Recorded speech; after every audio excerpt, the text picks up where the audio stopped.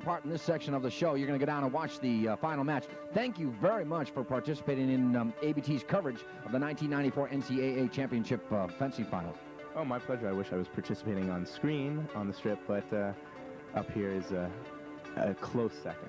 Great. And we'll catch you tomorrow, Mike, in the second half of our Odyssey as Mike joins his friend Baron Rose, who will participate in the final bout against Strzalkoski, Tom Strzalkoski. Let me ask you this, Terrence. That Kalmar, who hails from the University of Pennsylvania, delivers the bronze now. Right now, we're going to be looking at the gold medal competition. How would Rose size up his opponent, Strzalkoski, and how would Strzalkoski handicap Rose? Do you do that as a fencer? Well, I think what's going to be going through Baron's mind is that Strzalkoski is definitely the favorite here. Baron is the underdog. He's not the favored person to win this bout. I think Baron's going to be thinking about fencing as unorthodox as possible, trying to confuse Thomas as much as he can, and definitely using that reach. Definitely that 6'8" giant that he is, he's going to be trying to use that to his fullest advantage in this bout. Here we are, folks. We're back here, ABT Sports, and I have the pleasure to introduce to you Thomas Strzalkoski from Penn State University, and he is last year's NCAA champion. Thomas, can you tell us a little bit about last year's championship and obviously what you're hoping to defend today?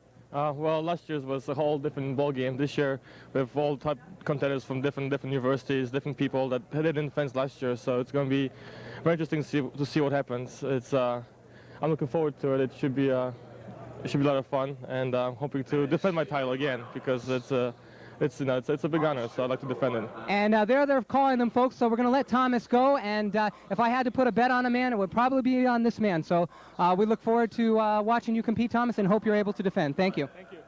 Thank you. One thing interesting to note, folks, is you can see the fencers helping each other out.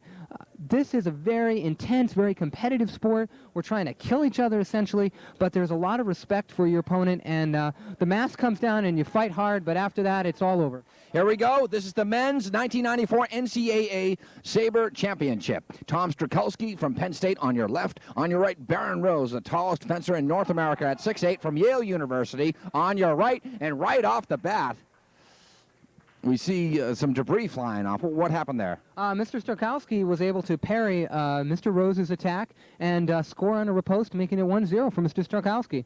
What is the debris they're retrieving right now, Terrence? What happened there? I think in the back, the cord that connects him to that tither that we talked about earlier came loose, and the coach and the teammates, as well as the director, Marcos Lucchetti, are now straightening that. Penn State, they won the women's team foil competition. Boy, they would love to take home the men's individual sabre championship. That's right, and each one of these events, each event that they do well is just bringing them closer and closer to the overall championship title. And at this point, we would have to say that they are certainly favorites here, John. Yep, but the Yaley Rose is holding and hanging tough. He's trailing right now by a score of 3-2. Oh, Mr. Rose is just unable to avoid Mr. Strzalkoski's attack. You could see him searching in the air to try to find that blade so that he could block it, and just wasn't able to. Not happy with that call. Not happy with that call at all, folks. Mr. Rose is walking towards the end of the strip. He's a little disappointed. Disgruntled. He's trailing by 3-5-2. This is the gold medal match, folks. Yeah, he certainly does not want to get too far behind Thomas. Oh, closes him out. There's an example of using that height, John. Absolutely, and the reach as well. I mean, when you're 6'8", you are a massive target, but then again, you do have the advantage being the giant towering over your opponent. Oh, very nice touch. You can see the fencers jockeying back and forth. It's like boxing. They're moving in and out, cat and mouse, using the strip to as much as their advantage as they can, trying to be the first person to be the aggressor. Now, in that case, you saw Mr. Strzalkoski holding his blade out in what is called a point in line, and Baron was looking for the blade. There's another example, and he wasn't able to find it. In the background, you can see Wes Glon, John, who was quite a fencer in Poland himself, who's Mr. Strzalkoski. Strzalkoski is a Polish name, and he's rooting for his student there at the end of the strip. You're watching two of the best saber fencers in the world, folks, right now for the collegiate championship. Right now, 7-5. It is Strzalkoski as they have an equipment malfunction. And the gentleman that you interviewed, the head coach of Penn State, Emmett Kaidanov, was just up trying to straighten the back of Mr. Strzalkoski's equipment to make sure that it was attached correctly. It looks like it has been straightened out now, John, and they're ready to fence again. Oh, let's see how he, oh yes, that's the touch for Mr. Rose, making it 6-7. This is definitely closer than we might have imagined. Yep, the best here, the gold medal matchup in the men's saber here, the NCAA Championships. Barron's got to be a little disappointed on that touch, John. He had the attack. It was his chance to hit, and he just missed. Of the two fencers, it seems that Strzalkoski has more composure. Yes, I think this is very true. Here's where experience plays a major role in how one is able to compete. Mr. Strzalkoski has been in a lot of national finals. He knows what to do. He won in 1992 and 93. That is correct. He's a two-time NCAA champion, folks. He's also one of the best saber fencers in America. In the senior, he will be vying. He's one of the fencers vying for a spot on the Olympic team. I was just going to say that. He's looking towards Atlanta in 96. He most certainly is. He most certainly is. He's now wide, and oh, his first attack misses. The counterattack, it goes to Mr. Rose. In other words, Mr. Strzalkoski made an offensive action which falls short, and Mr. Rose was able to take advantage of that. This is turning into a bayonet charge, Terrence. Yeah, as we said, the first person who's aggressive is usually the person to get a touch. Both of these fencers are trying their damnedest to be the first person to make an aggressive action. And right now, Strzalkoski seems to be beside himself on that particular exchange. 11-9 now. Rose trailing Strzalkoski by 2. Strzalkoski trying to get his third straight NCAA championship. There's height again, paying in the advantage. A close call that maybe could have gone either way did go to Mr. Strzalkoski. Mr. Strzalkoski takes a 3-point lead. Oh, yes, Mr. Rose taking that touch away from Mr. Strzalkoski, making it a 2-punch lead. It's now 12-10, John. Yeah, he's handling that saber like a rapier. Oh, there's Mr. Strzalkoski showing that experience, John. Barron was looking for the blade, trying to parry it, just was unable to find it, and just got hit. Strzalkoski 2 points away now, 13-10 from his third consecutive NCAA Fencing Championship. Right now he scores again. It's 14-10. He's looking for his third consecutive championship, Terrence. Barron is just raising his hands, John. He just doesn't know what to do. He can't seem to find the right action against Thomas. Oh, Thomas winning the championship 3 times in a row. Unprecedented, folks. That is just incredible. Folks, when you watch the Olympics in Atlanta, Georgia in 1996, look for Strzalkoski. He'll probably be on the American team as he is raised to the rafters by his Penn State teammates. What an evening for Penn State here. The women's team foil, they take the gold, and then they get the individual saber gold here as Tom Strzalkoski wins his third consecutive NCAA championship in the saber division. Outstanding work as he defeats Yale's Barron Rose, who was a divine competitor in his own right. Barron just did a tremendous job. He was unexpected to have even gone that far. He fenced a good bout against Mr. Strzalkoski, but in the end just did not quite have enough against the experience and speed and abilities of Thomas Strzalkoski of Penn State University. Unfortunately for somebody that like Strzalkoski, who's a senior in college, who's been winning the national championship since he was a sophomore, as a fencer, the best you can possibly hope for is going to the Olympics, i.e. what I'm leading to, there is no professional afterlife in fencing, is there, Terrence? Unfortunately, there's not. Unless you're going to be a coach, there is not any opportunity there's no professional tour of fencing. We don't make any money at these tournaments. So this is a labor of love, and this is a sport which requires a lot of training, requires a lot of dedication. My coach used to say, John, that it takes a lifetime to learn how to fence and a lifetime to fence. Hi, and we're back here at ABT Sports, and I'm very honored to introduce to you Stacey Johnson, who is assigning all of the officials at the NCAA Championships. She is responsible for assigning officials and to make sure that the officiating and the refereeing is fair for all of the teams. It's a very difficult job. And to my left is Greg Massialis, and he is a 2-time Olympian, 2-time national championship, and he is one of the best directors in the world. Stacey, can you tell us a little bit about how you select officials for this competition and what they have to do in order to be good enough to officiate at this level? Sure. First of all of our officials are rated, and we have a rating system in the United States that moves from a level of about 5 all the way through 1, and then international. Like Greg is an internationally rated director. So before they come here, all of the officials are of a highly rated level. And then what I'm concerned about is to ensure that the best officials are on the strips that day and placed in the right places. So at the most critical points, we have our strongest officials officiating. And that's basically my job, is I watch, I decide any disputes that come up and protests. I deal with those with the bout committee and make the right assignments. And if I do that and my officials do the job, we have a very good competition. It can certainly be very heated, as we know sometimes, and your job is not an easy one. Greg, can you maybe give a few words to our viewers about what it's like to watch these actions happening so fast and how you're able to figure out who is actually getting the touch, what it's like to be a director?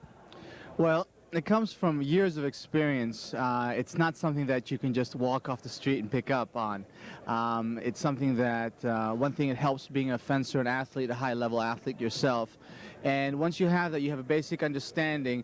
And the biggest thing is that when the situation is occurring on the strip, to stay as calm as possible. If you can stay calm while all this feuding is erupting in the situation, then you'll be able to make the correct call and make the correct analysis. If you get strung out, then there's a chance you won't make the right call. And so as a consequence, as a top-rated official, whenever I give clinics about things, I always say the one thing you have to do is stay as calm as possible.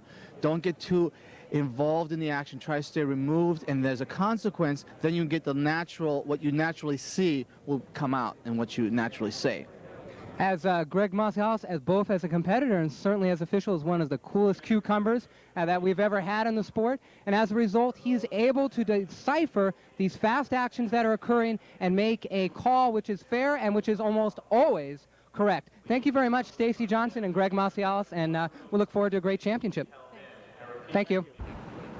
From the Gosman Center on the campus of Brandeis University in Waltham, Massachusetts, it's the 50th annual NCAA Fencing Championships of 1994. Hello, everybody. I'm John Horrigan, joined by Terrence Gargiulo and also by Peter Boriskin and Mike Mayer. The art of swordsmanship, practiced from biblical times on, has evolved from deadly combat to an Olympic sport. The premium is on trigger-fast reflexes and keen intelligence, aimed at striking without being struck. Three weapons, the foil, the épée, and the sabre, are used in fencing, and there are individual and team competitions for each. Foil and épée are point-thrusting weapons, while the sabre can both thrust and slash with its blade edge. All three weapons have been modified to allow for electronic scoring. All fencers must wear protective masks. All competition is on a direct elimination basis. To take a match, a fencer must win 2 out of 3 5-touch bouts, but if a third bout is needed, the rules permit a 1-minute rest period before it begins. The strip in which the fencers battle is a mat 45.9 feet long and 6.5 feet wide. Should a fencer cross the rear boundary with both feet, the opponent is awarded a penalty touch. Should he or she step off the side of the strip, the other fencer is allowed to advance 1 meter toward the opponent's end of the strip. Touches that count as scores vary according to the weapon involved. Fencers must score 5 touches within 4 minutes.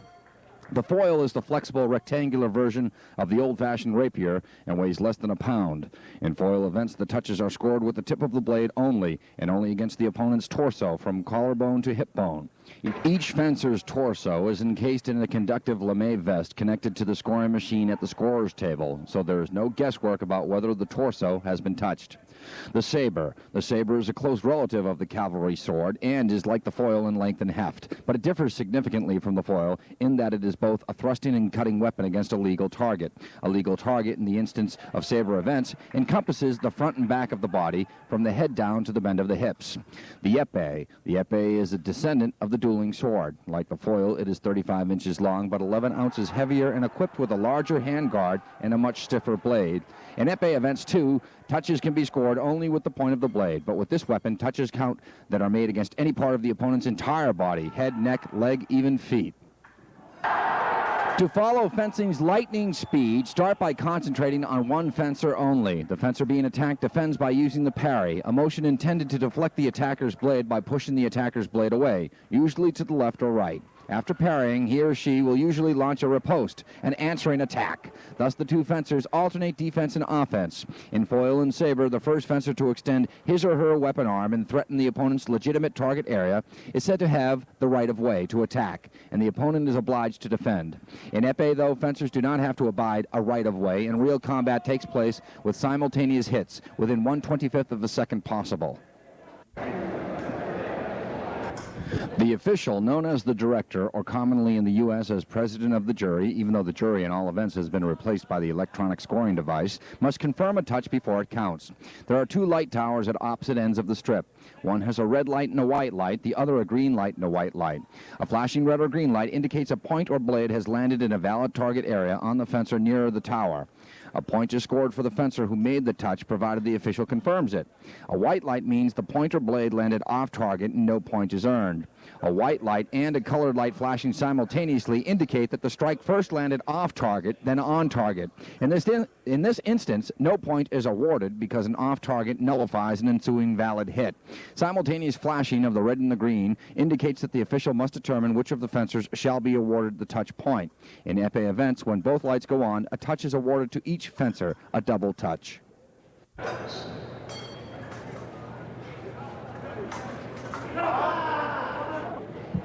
From the Gosman Center on the campus of Brandeis University in Waltham, Massachusetts, it's the 50th annual NCAA Fencing Championships. Hello, everybody. I'm John Horrigan, joined by Peter Boriskin.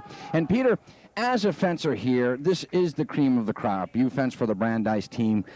What is the feeling coming in when you see that these people fencing? These are truly the best fencers in the world, are they not? They certainly are, that this country has to offer. And a lot of them are international fencers who fence on the American circuit and have either naturalized or going to school in the United States. We were talking about the different styles that fencers have. You were saying you'd expect, say, Army to have a superior fencing team, but that is not the case because you were saying that they concentrate on strength as opposed to dexterity.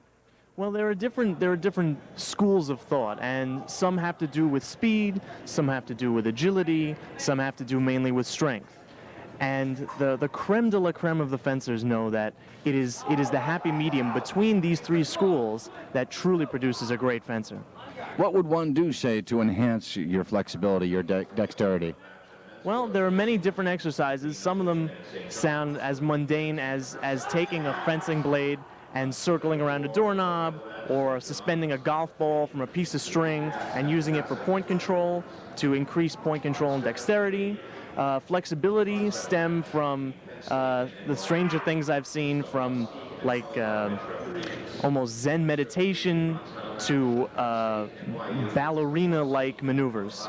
And strength is working out in the gym, but more the endurance side as opposed to the bulk side. And with that strength, you said just before we went on the air, an interesting story, the way they attack West Point and how it feels. Well, I had the pleasure or displeasure of fencing against West Point, and they're definitely influenced by the strength school of fencing. And it seemed to me as if I were to close my eyes, it was like someone had driven a pencil with a hammer into my shoulder. What is the difference between some of the schools here? Why does Penn State have such a powerful team in both the male and female competition? Well, some of the schools here, Brandeis included, are very small schools. And when you have a small school, you also have a small sampling of students from which to choose your athletes. Penn State tends to be a larger school, and they also happen to have one of the best coaches that this country has to offer. Students from his team have gone on Junior Olympics, training for the National Olympics, which will be held in the not-too-distant future. And his team this year, although it's excellent, does not have a lot of its key members. You mentioned the Olympics. We're seeing the collegiate, the top of the collegiate class here in fencing, if not the country in the free world. We're seeing the best fencers here. If somebody's starting out there, we have a youngster viewing, what is the age to get into fencing, and are there fencing classes available, say, for somebody that is not in their late teens or early 20s like the competitors we have here tonight? Certainly. Most people, myself included, started in high school, mid-high school age, but no age is too early. Granted, there are some size distributions, but as long as you can find people who will instruct you how to fence and find people to practice who are of comparable height and ability, really no age is too early. It's a very, very safe sport so long as you follow the rules, are using good equipment, and keep an open eye out for any troubles. If people want to get involved, fencing is basically what you see here today and what you will be seeing tonight is basically an all-volunteer effort from the officials to the coaches down to the fencers themselves. So consequently, fencing does need a fiscal restitution, and you can make donations on behalf of the Fencing Organization for America through the NCAA. And what are some clubs around here? I understand in Massachusetts, in the Northeast region, there's one in Watertown, Mass, I believe. There's one in Watertown, and actually the big one around here is the BFA, the Boston Fencing Association, fencing club as well. And many, or if not... Do you know their number, Pete? I don't happen to know it offhand. I've actually only been out here for several months because I transferred to Brandeis. But they're easy to find. They have lots and lots of premier fencers. Boston Fencing Association or Fencing Club? What? Fencing Club, which is where most of the people here after hours, after the day is done of fencing, a lot of times on the weekends people will head out and go to the BFC and train with some of the people who are no longer on the circuit for whatever reason. So folks, contribute to the NCAA, contribute to fencing, and who knows, take a shot at fencing, or should I say take a stab at it. We'll be right back after this. We're underway here in the men's épée competition. We have 16 fencers left. Right now you're looking at Mayer versus Briley to the right here down on strip number 1.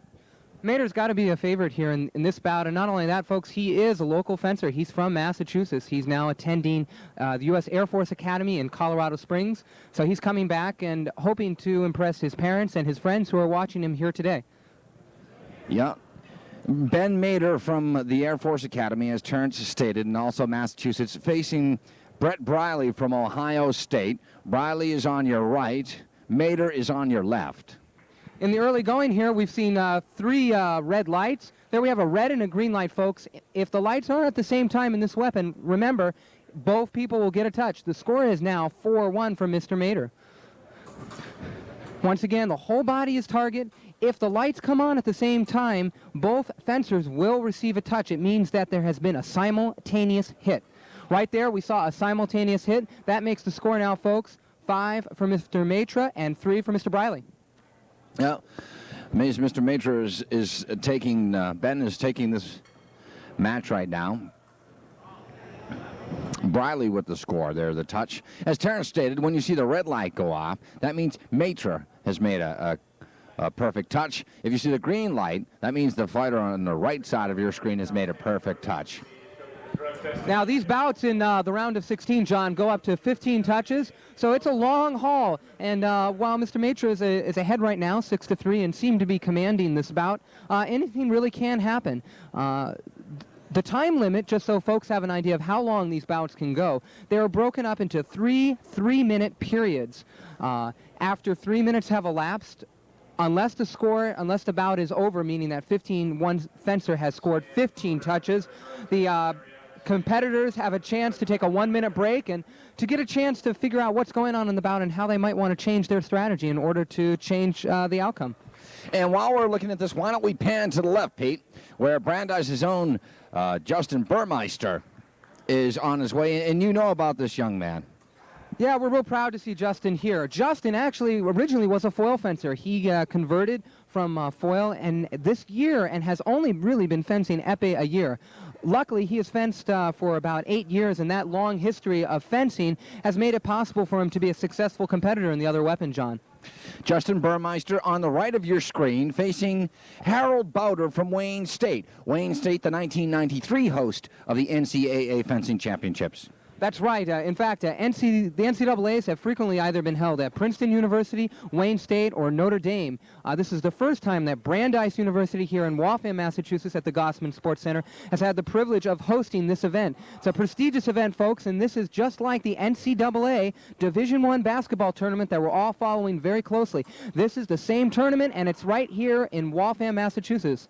Yeah, and special thanks to the NCAA, Mr. Jack Malloy, the Associate Athletic Director and Sports Information Director. He's the best around from Brandeis. Also, Barbara Bickford, the Tournament Director from Brandeis University, and Mr. Jeff Cohen, the Athletic Director. It has been a sensational tournament, and as you said, what a better place, there isn't a better place than the Gosman Center to host such an event. This is where the Boston Celtics practice. They play squash here, tennis, track, basketball, indoor baseball, and on and on and on. Actually, you know, John, for a school with between 3,500 and 4,000 students, to have a facility of this sort is unheard of. So we're very proud that Brandeis has been able to host this event, and we hope in the future that other national events will be held here. As you see, Burmeister, the fencer on the right of your screen, versus Harold Bowder from Wayne State.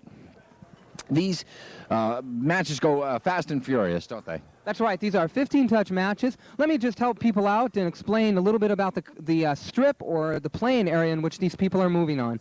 You'll notice that there are 3 lines towards the center of the strip.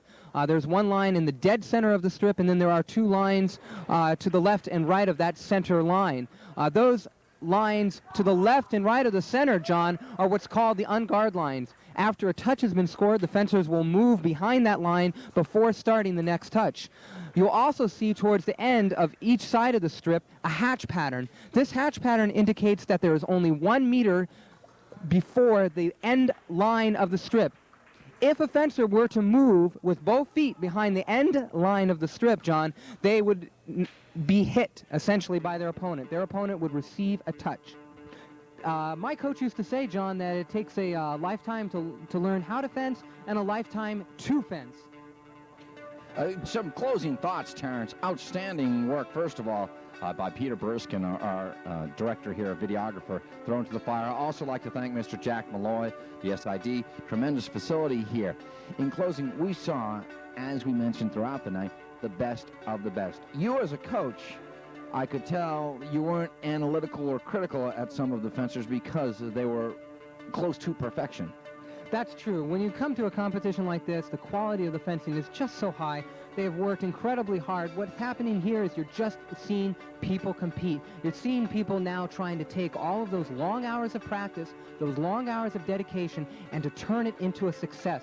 And I'd encourage anyone who sees a sport like this or sees any endeavor to focus on the fact that to be good requires dedication and hard work, and requires you to dream, to imagine that you can be the best.